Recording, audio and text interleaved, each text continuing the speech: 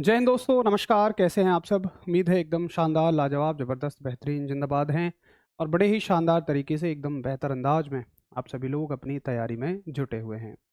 आशा करता हूँ बहुत अच्छा आप सभी का रिवीजन चला हुआ है, जो कि बहुत ज़्यादा ज़रूरी भी है और तैयारी के लिए हर एक आवश्यक स्टेप को आप बहुत अच्छे से फॉलो करके चल रहे होंगे। एक संपूर्ण तैयारी के लिए ऐसा करना अत्यंत आवश्यक भी है। तो कल की क्लास से एक सवाल और फिर हर दिन की तरह अपने सेशन को आगे बढ़ाएंगे। तो हमने चैप्टर शुरू किया द्रव, और द्रव के दाब में हमने घनत्व सीखा, आपेक्षिक घनत्व सीखा। तो मैं एक महत्वपूर्ण सवाल आपसे पूछना चाहूँगा कि आपेक्षिक घनत्व का मात्रक क्या है? आपेक्षिक घनत्व का मात्रक क्या है? यानी कि unit of absolute density, unit of relative density, sorry, unit of relative density. बताएंगे आप सभी कि रिलेटिव डेंसिटी की क्या यूनिट होती है?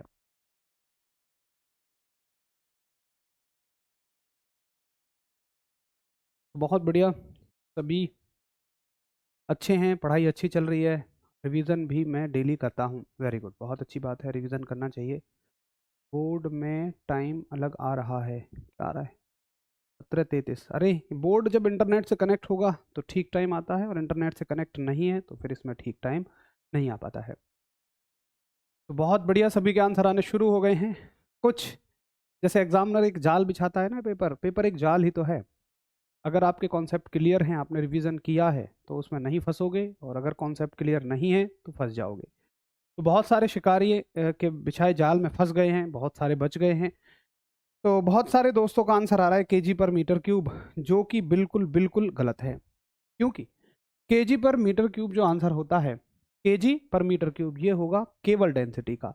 अगर रिलेटिव डेंसिटी की बात करेंगे तो इसकी कोई भी यूनिट नहीं होती है, यानी कि ये होती है यूनिटलेस, मात्रकहीन। ठीक है, चलिए फिर आगे बढ़ते हैं।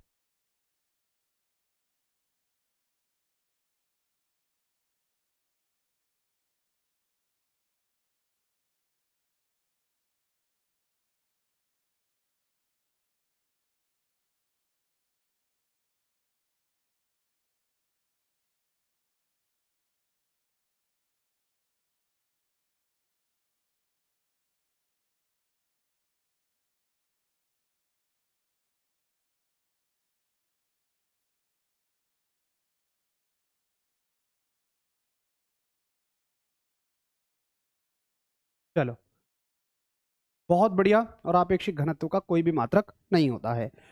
चलिए, अब देखो, कल हमने कहाँ तक पढ़ लिया था? कल हमने बात कर ली थी घनत्व के बारे में, पास्कल के नियम के बारे में, और पास्कल के नियम पर आधारित उपकरणों के बारे में भी हमने अच्छे से बात कर ली थी। आज हम शुरू करेंगे आर्कमिडीज का सिद्धांत।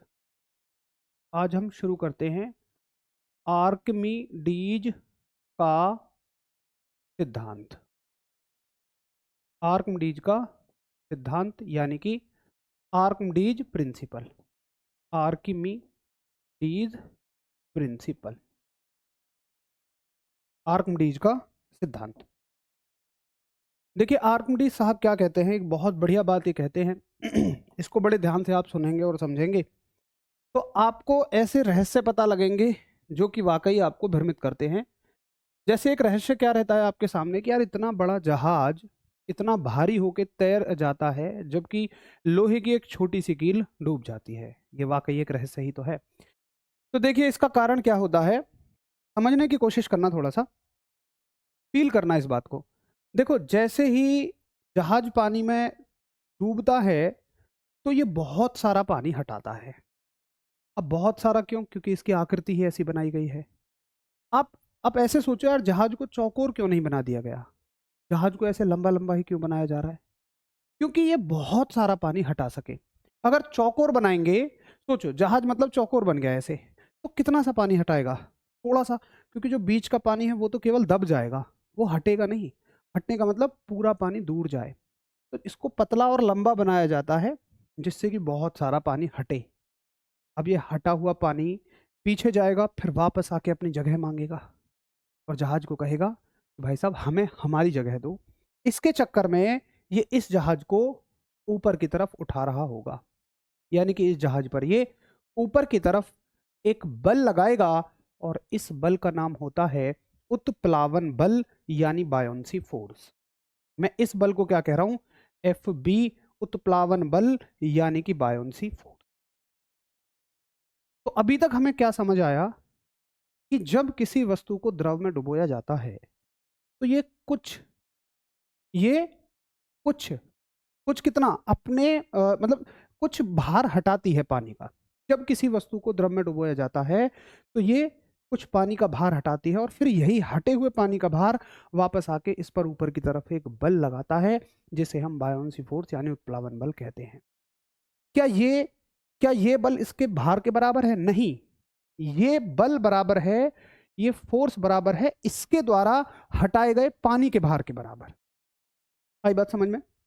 तो आप कहोगे कि जब जब किसी वस्तु को जब किसी वस्तु को जब किसी वस्तु को द्रव में डुबोया जाता है, जब किसी वस्तु को द्रव में डुबोया जाता है तब उस पर एक बल ऊपर की ओर कार्य करता है। तब एक बल उस पर तब एक बल उस पर ऊपर की ओर कार्य करता है। नोट करते रहेंगे मेरे साथ। एक बल उस पर ऊपर की ओर कार्य करता है जिसे उत्प्लावन बल कहते हैं। जिसे उत्प्लावन बल कहते हैं। यानी कि इंग्लिश वाले कैसे लिखेंगे? नोट करते रहना। When a body submerged in a liquid, a upward force, n होगा ना, an upward force acting on it। ठीक है, तो एक बल इस पर ऊपर की ओर कार्य करता है। अब ये बल को उत्प्लावन बल कहते हैं, कॉल्ड एज बायोंसी फोर्स। लिखने का काम तो मेरे साथ ही नोट कर लिया करो, है ना, कॉल्ड एज बायोंसी फोर्स। अब हमने देखा कि ये बल जो होता है ये किसके बराबर है? उसके द्वारा हटाए गए पानी के भार के बराबर। ठीक, तो आप ये कहोगे कि यह बल वस्तु द्वारा हटाए गए यह बल वस्तु द्वारा हटाए गए द्रव के भार के बराबर होता है। नोट करते रहेंगे सभी लोग। इंग्लिश वाले नोट करेंगे, ये हेडिंग तो नोट हो ही गई होगी। आप लोग नोट करेंगे कि द फोर्स इज इक्वल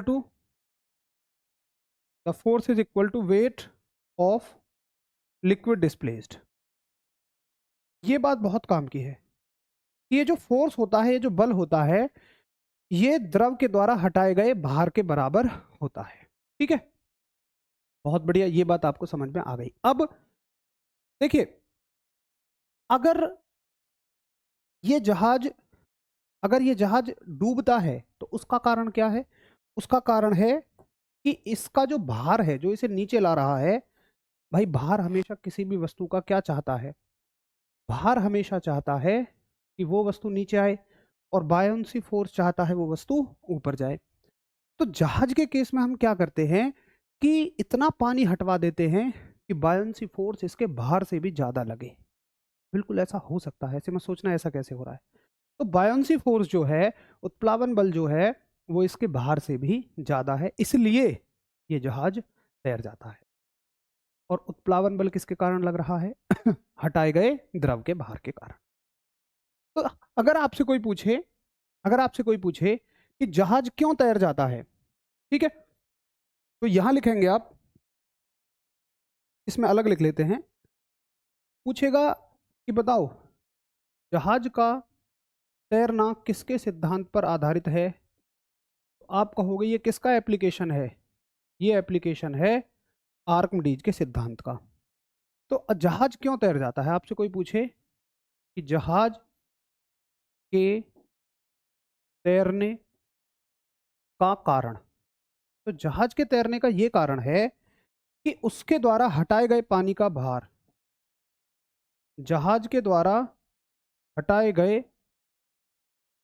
पानी का भार, यानी कि wait of liquid displaced, wait of liquid displaced, जिसको हम क्या बोलते हैं, बायोन्सी फोर्स, ये ज्यादा होता है किसके भार से, जहाज के अपने भार से, जहाज का भार यानी कि वेट ऑफ लिक्विड। ठीक है, तो आशा करूंगा कि आपको मेरी बात बहुत अच्छे से समझ में आ गई होगी, अगर आपने थोड़ा सा भी गौर से सुना होगा कि अगर कोई चीज़ तैर रही है तो सिर्फ उसका ये कारण है कि नीचे से लगने वाला फोर्स ज़्यादा है, और वो कौन है, उत्प्लावन बल यानी buoyancy force.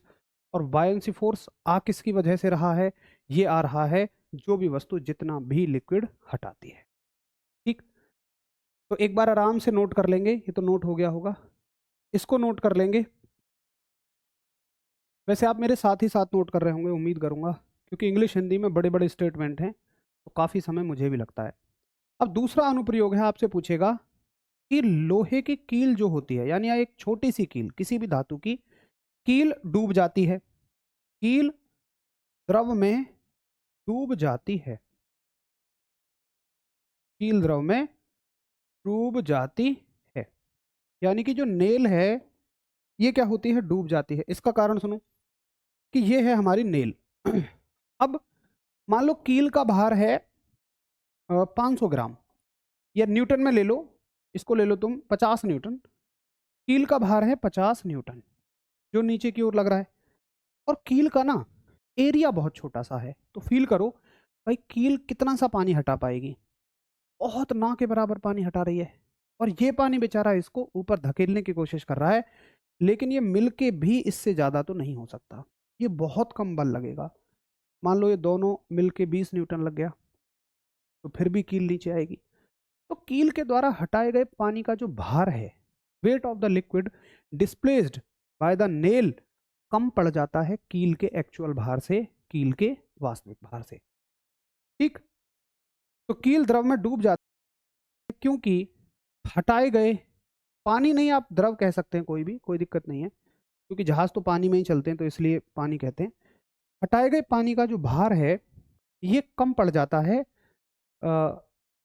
Wait of the ship आएगा, सॉरी, हाँ, वेट ऑफ लिक्विड नहीं, वेट ऑफ शिप, और यहां पे किसका भार है, कील का भार है, कील का भार, वेट ऑफ नेल। अब यहां से इतनी अगर आपने थ्योरी, अगर इतनी थ्योरी आपने ध्यान से पढ़ ली तो ये मानो आपने बहुत सारे सवाल अपने क्लियर कर लिए। नोट करते रहो, सवाल सुनते रहो, क्या क्या बनेंगे सवाल, कि पहले तो बताओ आर्किमिडीज का मतलब जहाज का तैरना किसके सिद्धांत पे आधारित है, भाई आर्किमिडीज के सिद्धांत पे आधारित है। उत्प्लावन बल किसी वस्तु पर कहाँ लगता है, भाई ऊपर की ओर लगता है। उत्प्लावन बल का सिद्धांत किसने दिया, भाई आर्किमिडीज साहब ने दिया। लोहे की कील डूब जाती है जबकि एक जहाज तैरता है, क्यों, 4 ऑप्शन दिए होंगे। तो बहुत सारे सवाल यहाँ से बन सकते हैं, अगर एक बार आपने अच्छे से थ्योरी को क्लियर कर लिया तो चीज़ें आपको बहुत बढ़िया तरह से क्लियर हो जाएंगी। एक चीज़ और, हाँ, ये दो तो इसके अनुप्रयोग हो ही गए। एक पेपर में पूछा जाता है आपसे, एक पेपर में पूछा जाएगा कि पनडुब्बी, पनडुब्बी जो सबमरीन्स होती हैं वो किसके सिद्धांत पे कार्य करती हैं। तो सबमरीन कभी आपने देखी हो, वो जल के नीचे भी रह लेती हैं, ऊपर भी रह लेती हैं, तो वो किसके सिद्धांत पे कार्य करेंगी, वो आर्किमिडीज के सिद्धांत पर ही कार्य करेंगी। तो थोड़ा सा जल्दी नोट करें, क्योंकि लैंग्वेज बड़ी बड़ी हैं, और फिर थम्स अप कर दें ताकि मैं आगे बढ़ सकूं।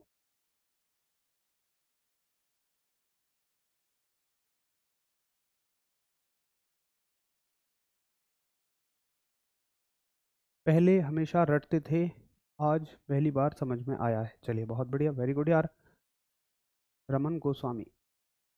बहुत अच्छे से समझ में आ गया, बहुत बहुत बहुत बढ़िया। तो जब चीज़ें ऐसी समझ में आती हैं तो वाकई हमें अच्छा लगता है, जब हमने किसी चीज़ को पहले रटा हो लेकिन कभी हमें उसका लॉजिकल रीज़न पता लग जाए, और इससे आपको लंबे समय तक याद भी रहती हैं।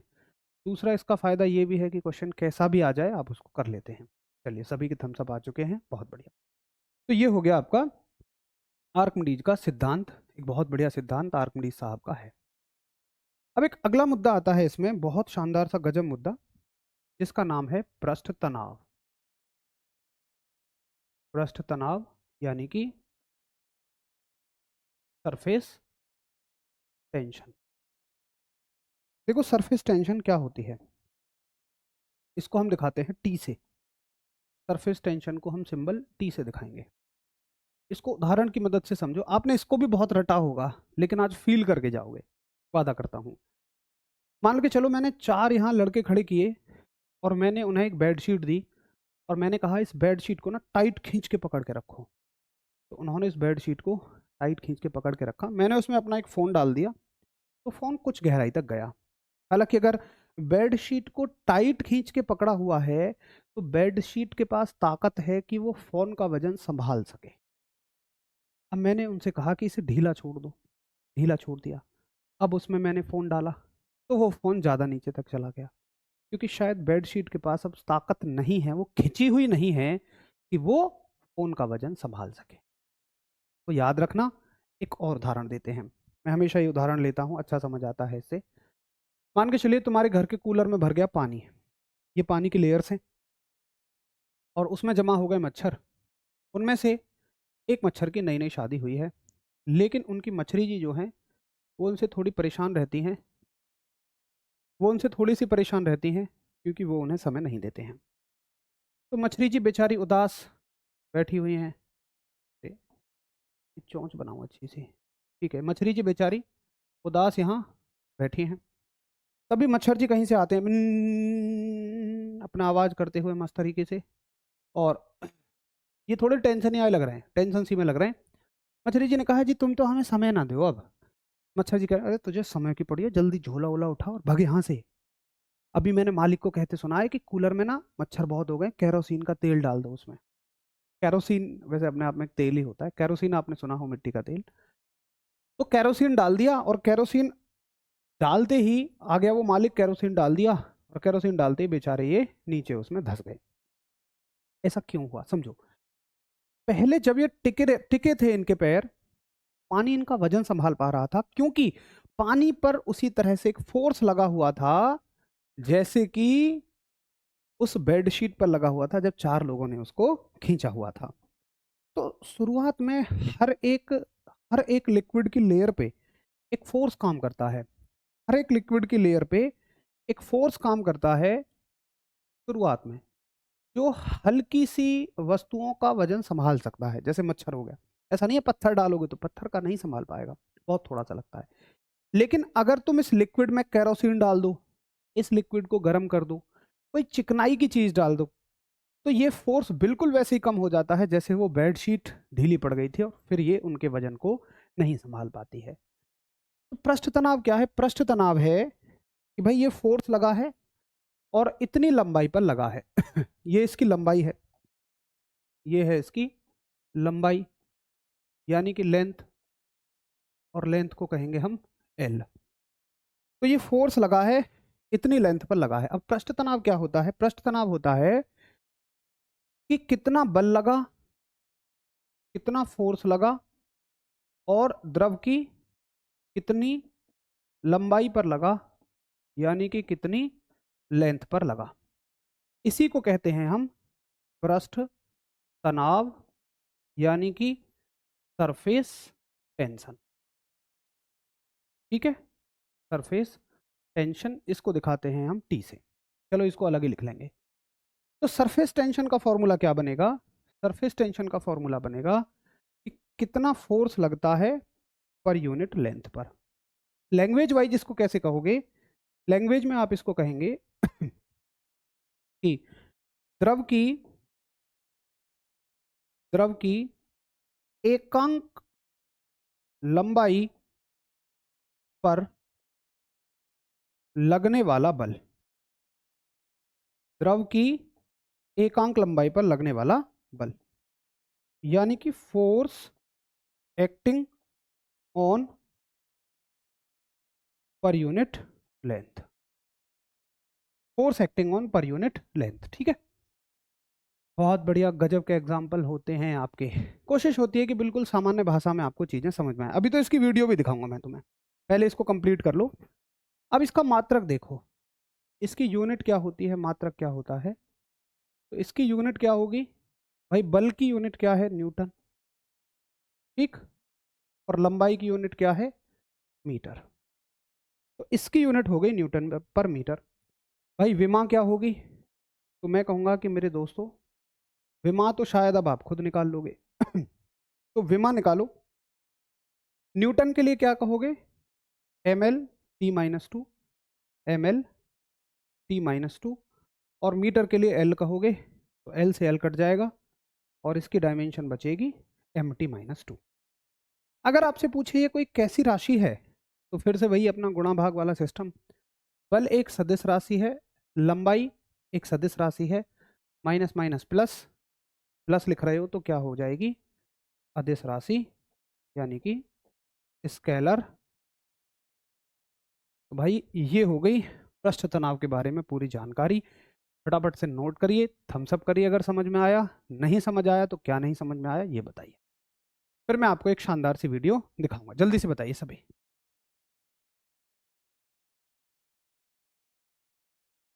बताएंगे सभी लोग जल्दी से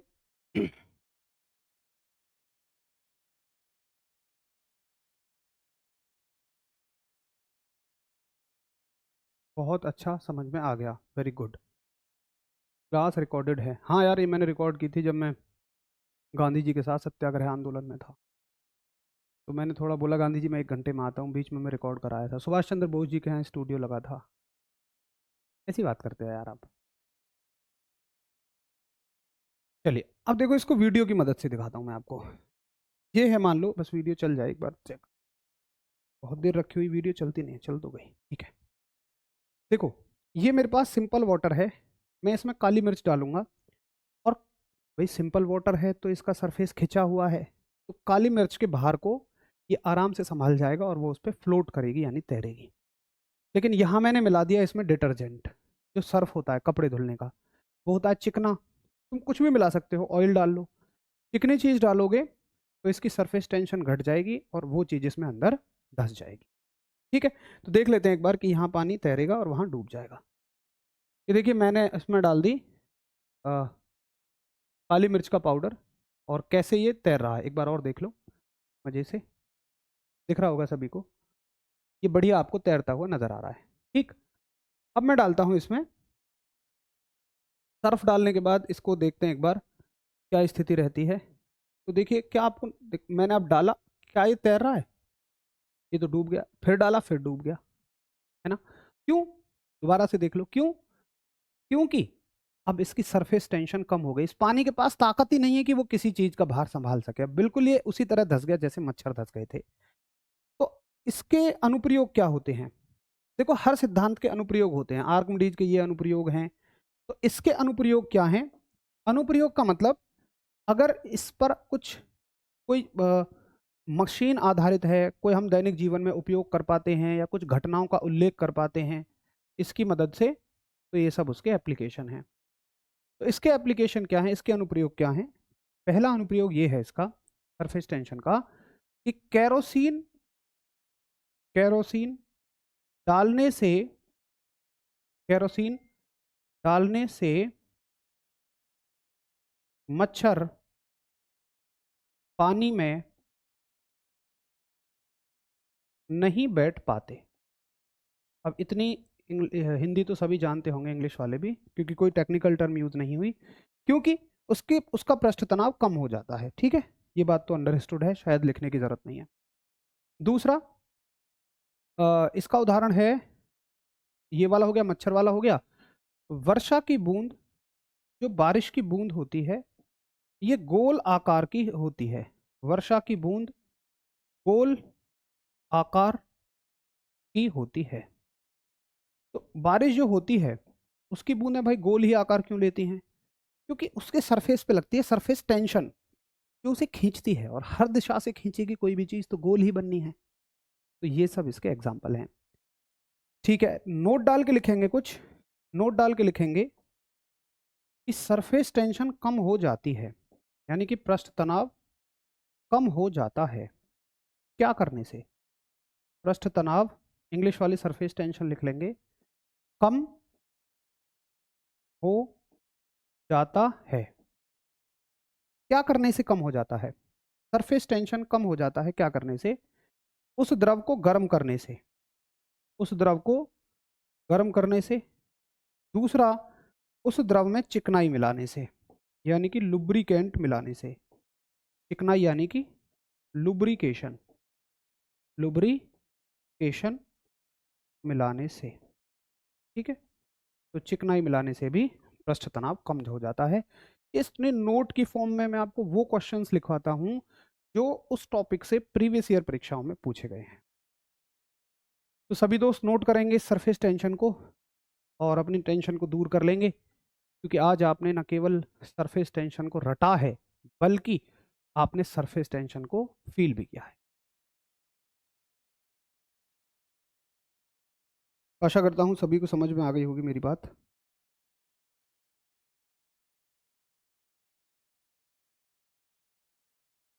सभी दोस्त नोट कर लेंगे।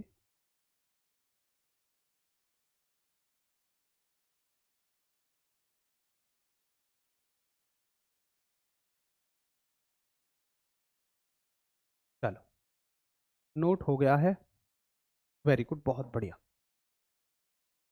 अब एक अगली और भी शानदार घटना है जिसका नाम है केशिकात्व, जिसका नाम है केशिकात्व। देखो, जब मैं लिखा करूं तो लिख लिया करो, जब मैं बोला करूं, समझाया करूं, तब मत लिखा करो। केशिकात्व, कैपिलैरिटी।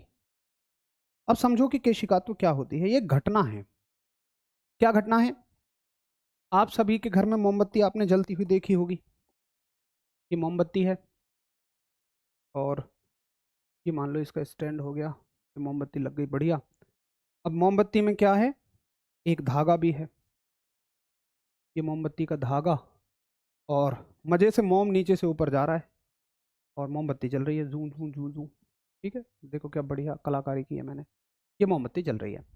अब ये बताओ मुझे कि मोमबत्ती में मोम को इस बत्ती के सहारे नीचे से ऊपर कौन पहुंचाता है? या बत्ती का एग्जाम्पल तो भाई हम दिए के लिए भी ले सकते हैं, विक का एग्जाम्पल दिए के लिए, दिए में तेल है, घी है, अपने आप ही वो आगे बढ़ रहा है। या टावल यानी तौलिया, तौलिया का आप एक हिस्सा, थोड़ा सा हिस्सा पानी में डालो, वो थोड़ी ऊंचाई तक गीली हो जाती है, पानी कैसे ऊपर चढ़ गया। साथ ही मैंने लगवाया नहीं फोटो, अगर आप ब्लॉटिंग पेपर, जैसे टिश्यू पेपर होता है ना, उसका एक कोना स्याही में डालो। ब्लॉटिंग पेपर होता है जिसपे हम कलाकारी करते हैं, आर्ट बनाते हैं।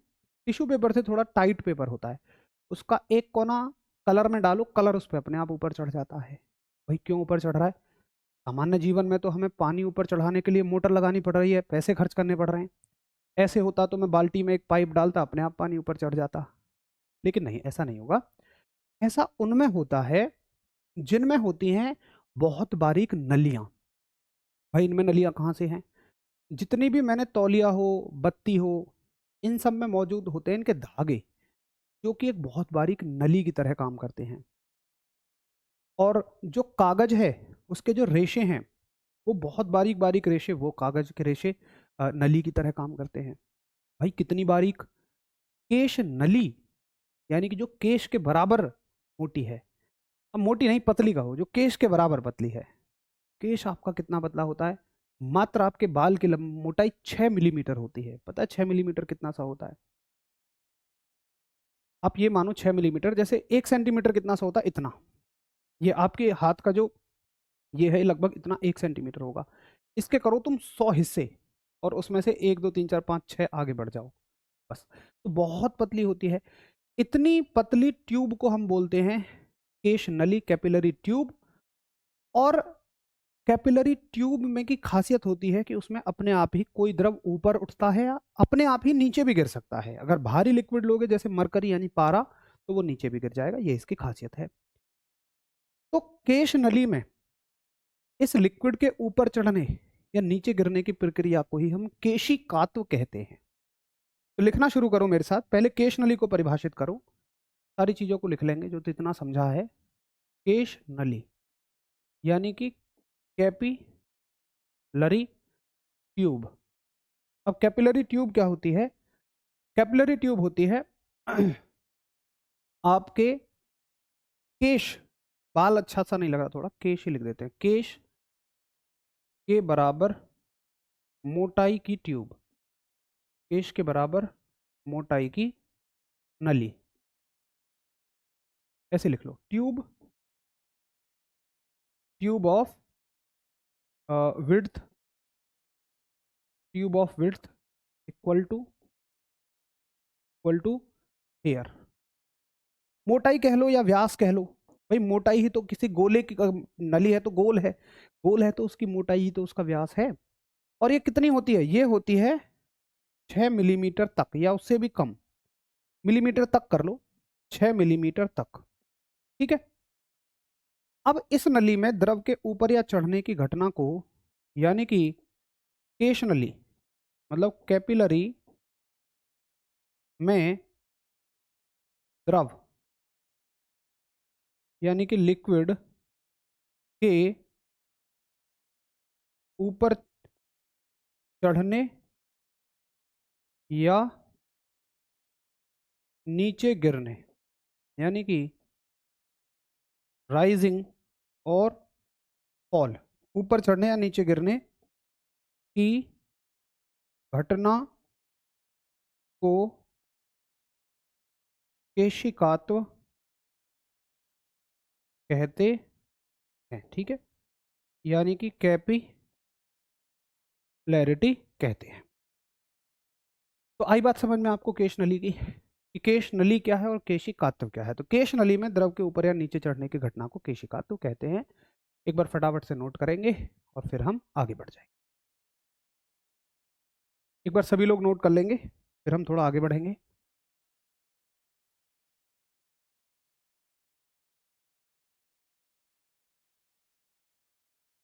चलिए,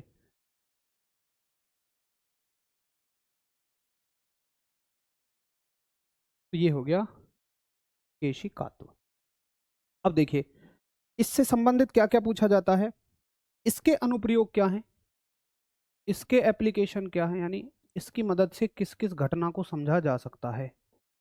तो इस सिद्धांत के एप्लीकेशन हैं। पहला, अगर कोई तुमसे पूछे कि तौलिया में जल का ऊपर चढ़ना, यानी कि टावल में टावल में जल का ऊपर चढ़ना, इसी की मदद से होता है, इसी की मदद से समझा जाएगा। मोमबत्ती में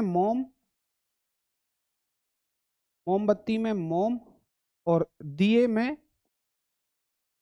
में बत्ती, अब बाती जो भी लिखो आप विक लिख देना,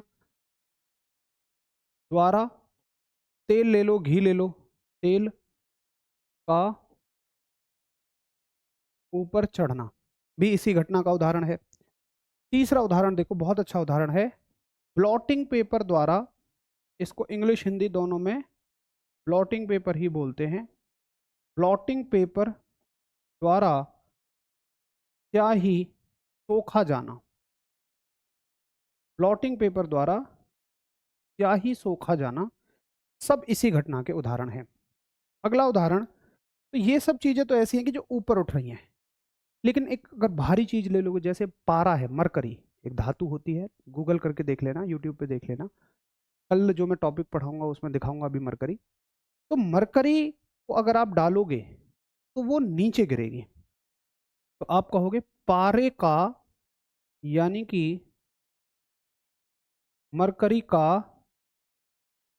नीचे गिरना, पारे का नीचे गिरना, मरकरी का नीचे गिरना, ये सारे के सारे इसी घटना के उदाहरण हैं।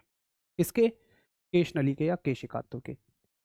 एक और इसका बेहतरीन एग्जाम्पल पेपर में पूछा जाता है कि किसान अपने खेतों को जब उसमें सिंचाई करता है तो 2-4 दिन बाद जब खेतों पे ट्रैक्टर चलने लायक हो जाए, अगर पानी में ही ट्रैक्टर घुसाएगा तो फिर किस बात क्या फ़ायदा।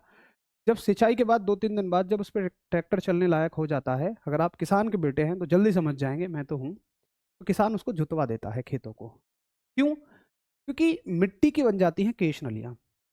अगर वो केश नली ऐसी ही रहेंगी तो धूप ऊपर पड़ेगी, पहले तो धूप ऊपर के पानी को सुखा देगी, फिर उन केश नलियों में से थोड़ी सी नीचे का पानी भी ऊपर आता रहेगा और पूरा ही पानी सूख जाएगा नीचे तक। दरअसल हमें जब किसान सिंचाई करता है ना, तो थोड़ी नीचे ही नमी चाहिए होती है, क्योंकि बीज अंदर ही तो डलता है, उस बीज को ग्रो करने के लिए नमी चाहिए होती है। लेकिन जब अंदर तक से सूख जाएगा तो फिर नमी कहाँ रहेगी।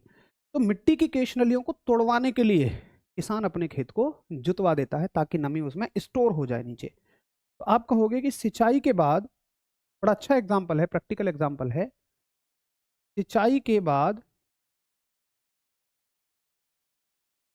सिंचाई के बाद किसान खेत जुतवा देता है।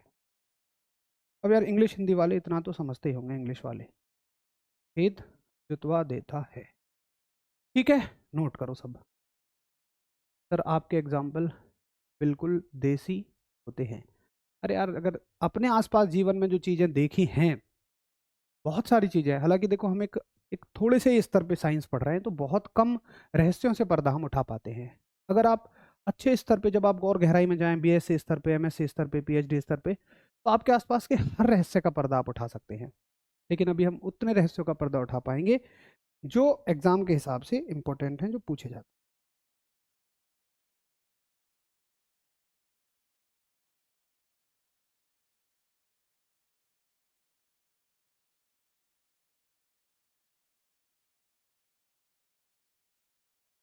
चलो,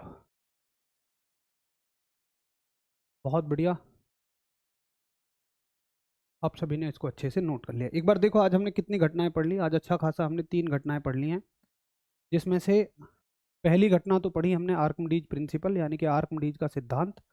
बहुत अच्छी घटना है जो व्याख्या करती है जहाज के तैरने की और कील के डूबने की। फिर हमने सरफेस टेंशन पढ़ा, पृष्ठ तनाव, इसके हमने बहुत अच्छे अच्छे एग्जाम्पल्स पढ़ लिए। तीसरा टॉपिक आज का हमने पढ़ा केशिकात्व, जिसको हम कहते हैं कैपिलरी, और ये हो गया आपका कैपिलरी। ठीक है, तो ये तो बाद की चीज़ें हैं। ठीक है, इसको मैं यहाँ अरेंज कर लेता हूँ। ये किस में आएगा? ये आएगा आपका पर जाके आर्किमिडीज के सिद्धांत, ताकि आपको अच्छी पीडीएफ मिले। ठीक है, चलो तो आज 3 टॉपिक तक ही रहने देते हैं। अब इसमें, अभी तो हम द्रव के दाब पे ही चल रहे हैं, अभी हमें गैसों का दाब और भी पढ़ना है।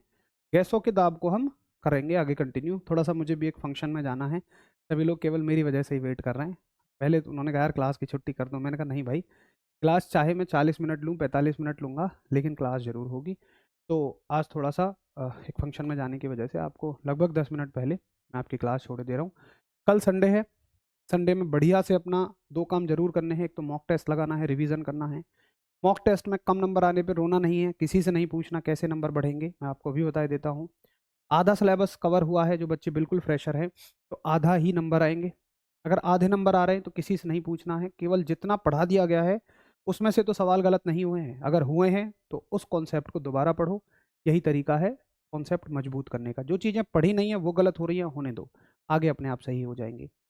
जब मॉक टेस्ट का एनालिसिस हो जाए, दे के ख़त्म कर लो सारा सब कुछ, तो जितना अब तक का पढ़ा है उसका बढ़िया से रिवीजन करना।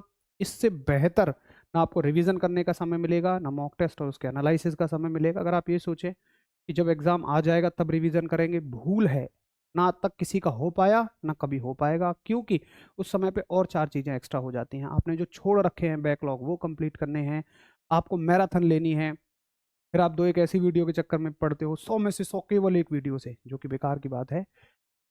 सफल वही होगा जो शुरू से मेहनत करेगा, ये बात मैं हमेशा बोलता हूँ। अंतिम समय में मैराथन भी आपको तब मदद करेंगे जब आपके कॉन्सेप्ट क्लियर होंगे। किसी ऐसे बच्चे के लिए मैराथन कोई काम की नहीं जिसने पहले कभी कुछ नहीं पढ़ा। भाई कल अपना अच्छे से रिवीजन करना। मिलेंगे कल, तब तक के लिए सभी को नमस्कार, धन्यवाद।